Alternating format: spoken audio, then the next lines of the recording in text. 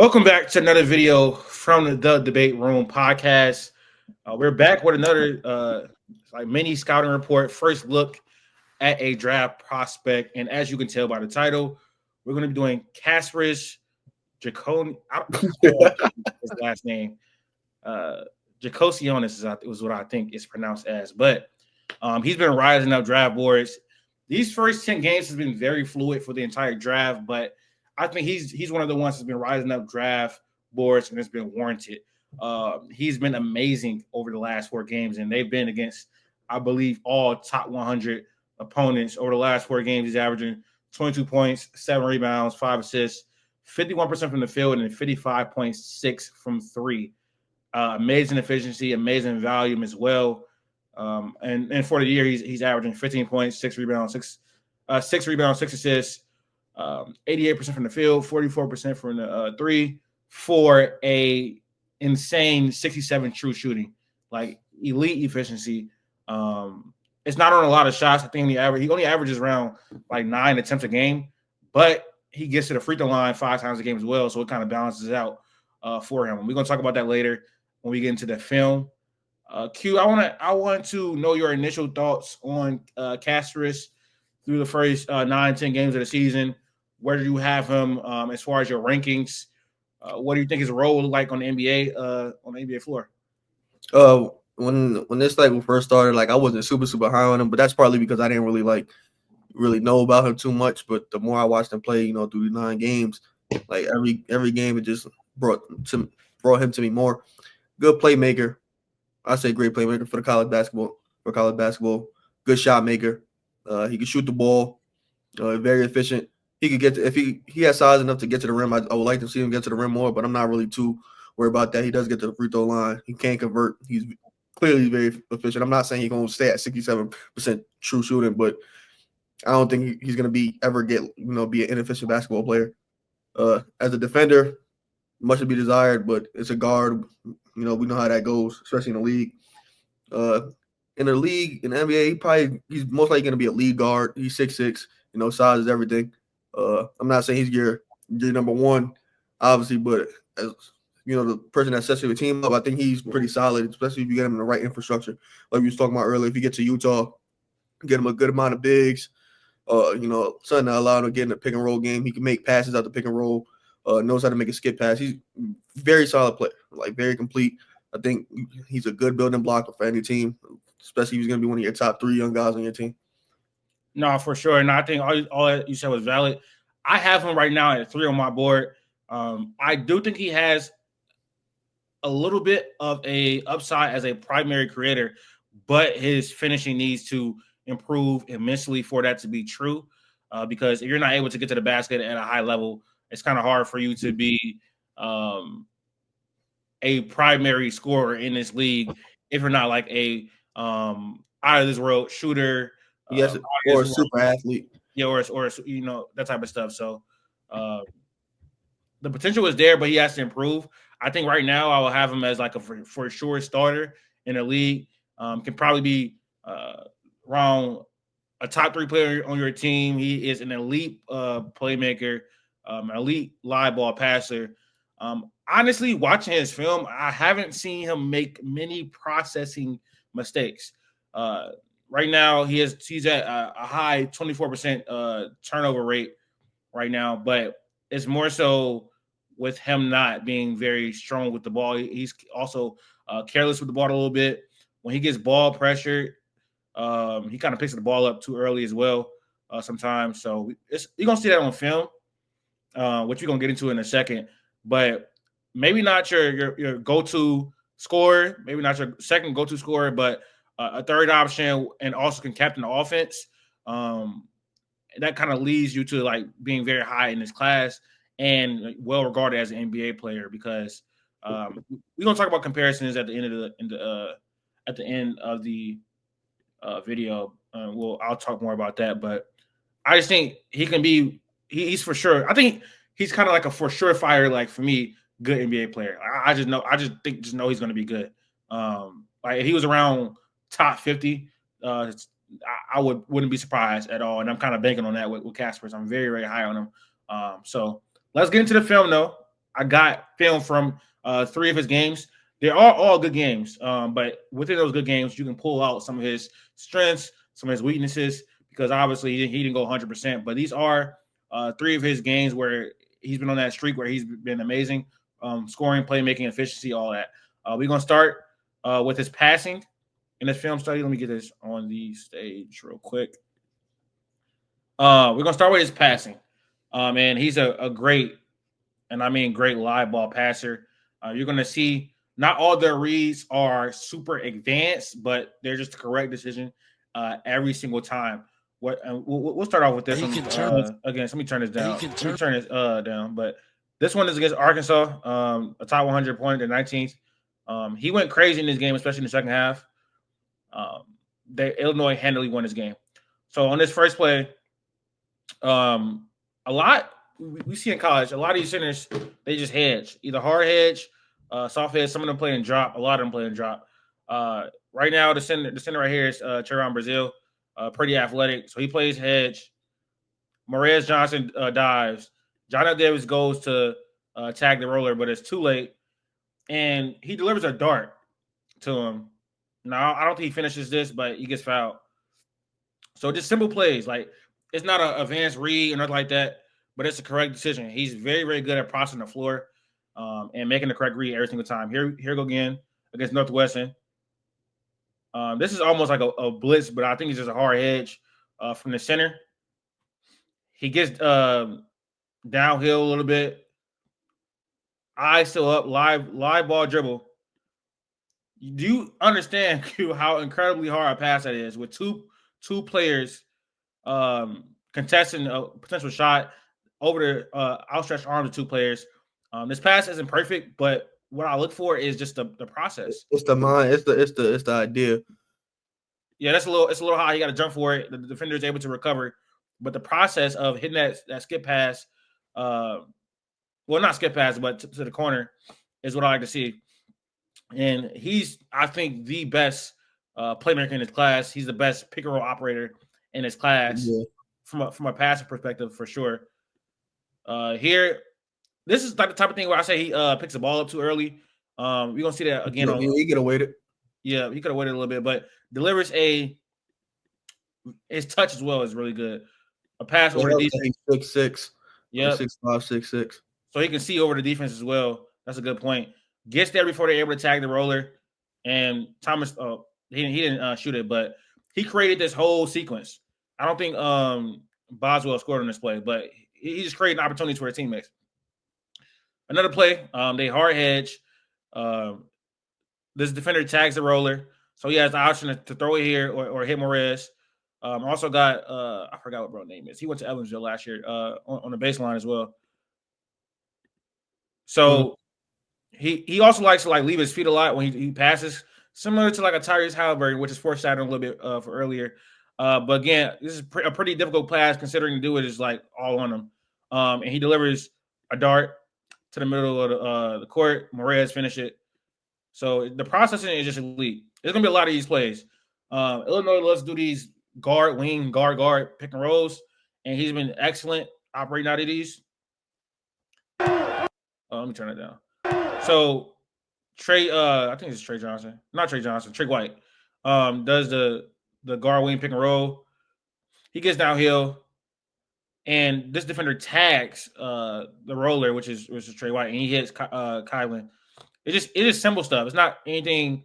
He can't make advanced reads. He will in this film study, but it's like every single time down the court, I feel like he's making the right play for sure. This play, he beats this player into the paint, and this is a shifting defense. He's really good against shifting defenses. In this play, he threw the ball between his legs. I think he probably could have lobbed this to Morez, but he ended up throwing it between his legs, and then it gets blocked. So it's still the right decision though.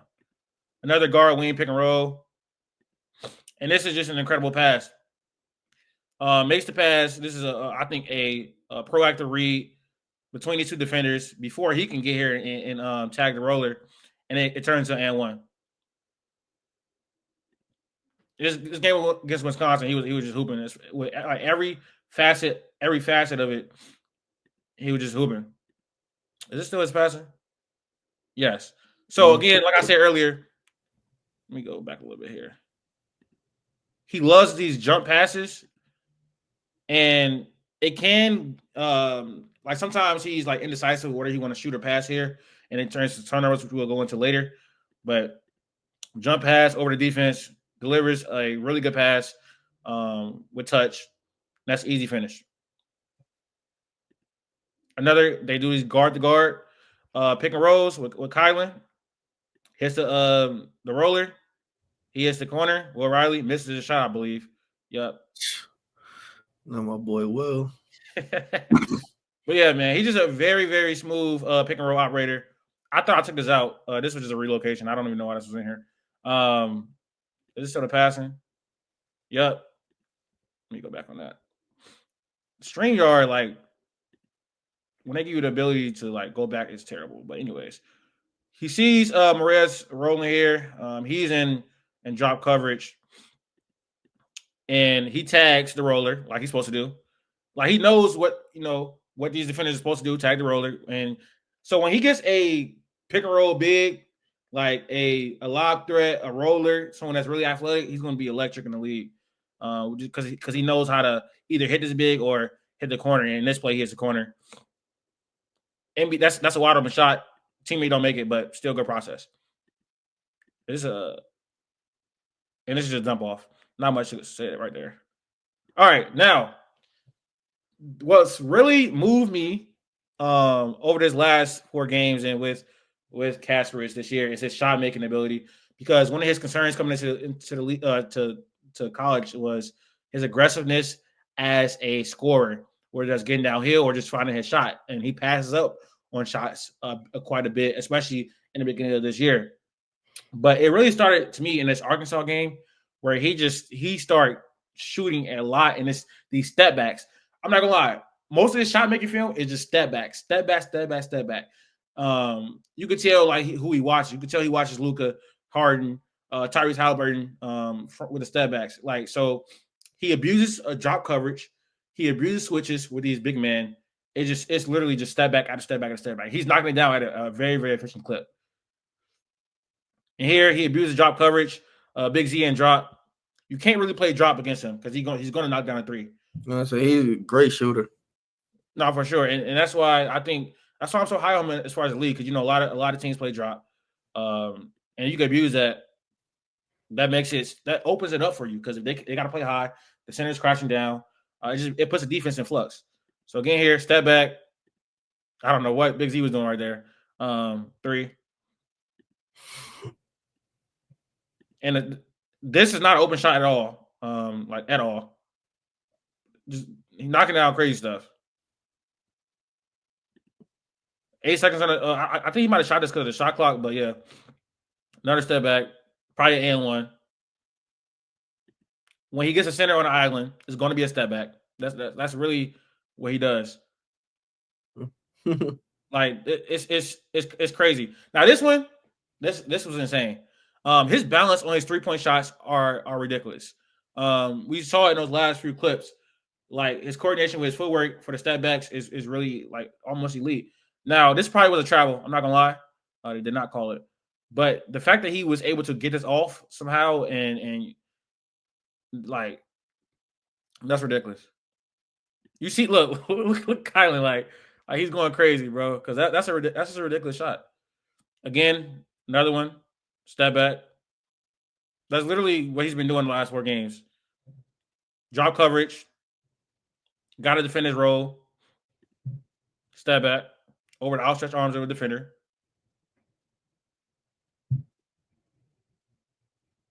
Another step back. These are not easy shots. These are contested shots too.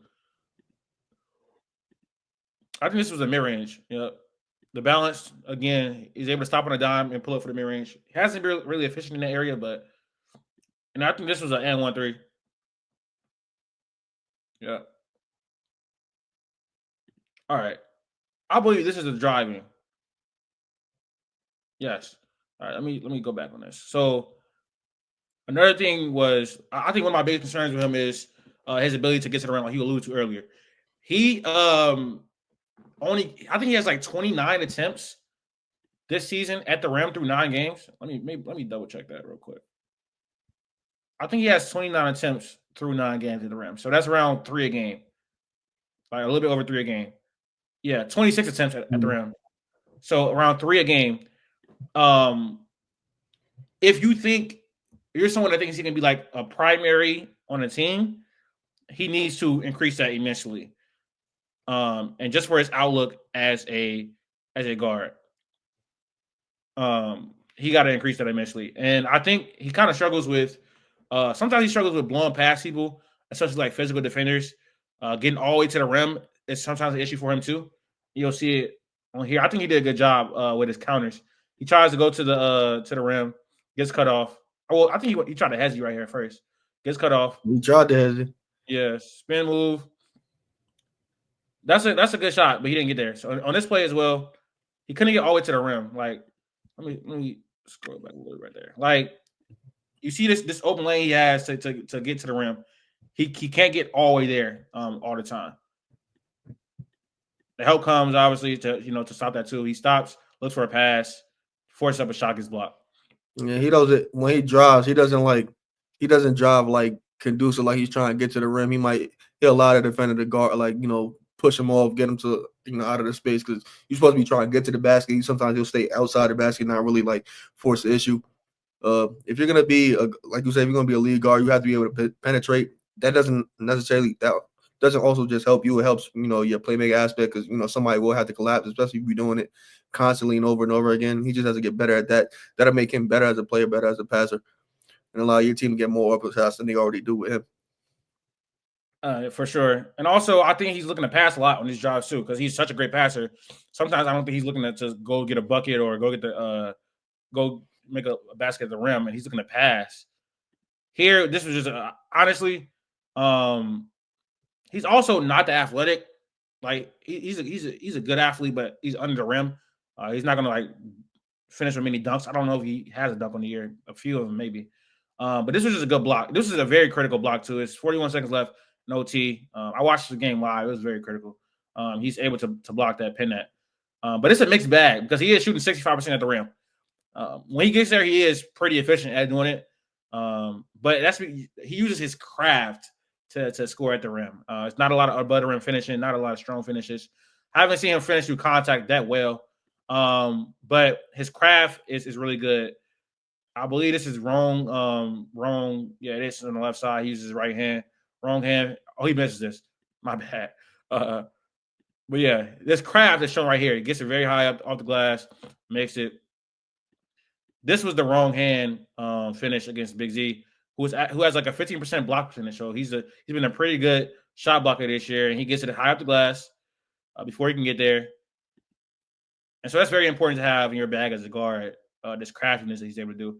On this play, the handle shows he pushes the ball through two defenders, throws it out there, and then does this like weird Euro step type of thing, and gets it up into the rim. Here's another one. He could have made that cleaner. Yeah. He just picked the ball up too early. This one, he also shows his craft too against the center. Uses his body, uses his pump fakes, uses the rim as well to help him. I think that's all of the drives that I had on here. I think the next thing he does at a high level too is he has a 51% free throw rate, and that's because he draws fouls really well. He uses rip throughs. He uses his body. He like extends the how Harden kind of like extends the ball. Yeah, on the defenders. Harden, Luka, KD do that a lot, and he's very good at that with his rip throughs. And this one, he ripped through, went into the body of the defender, drew a foul. This one, another rip through, drew a foul. This one, he used a snake dribble to get him on the back and drew a foul.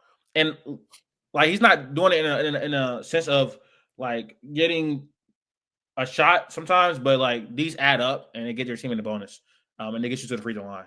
So a trade like that is very valuable for a guard as well. Here he drives, get another foul. And that's what I was talking about, like what kind of like extending the ball, making the ball available in order for the defender to reach.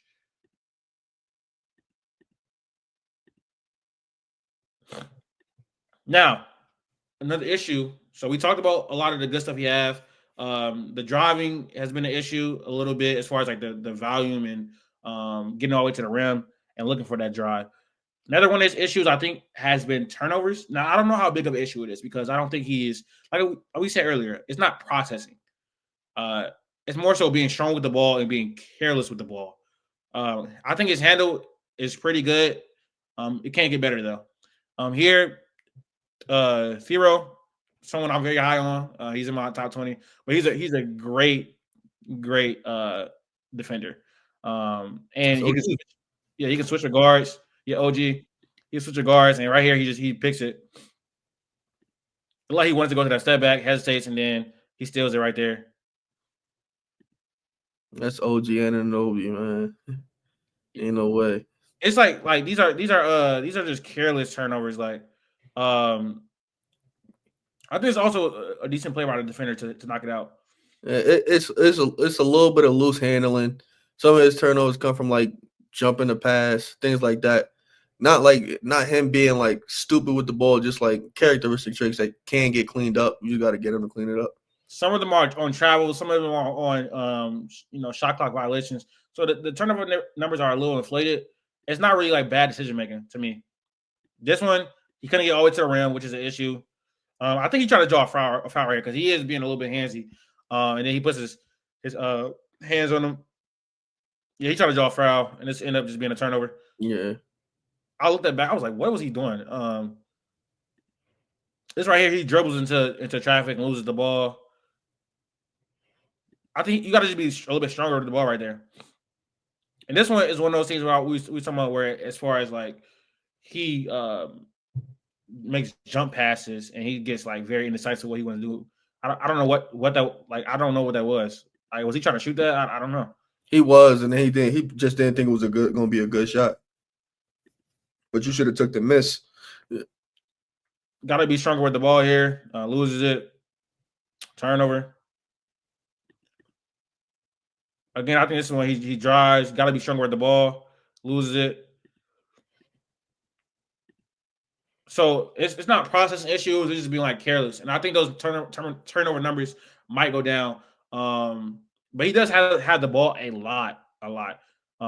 But what's keeping him from like being in that Dylan Harper tier? Because Dylan has a high usage, but he does not turn the ball over a lot. That's one of the things.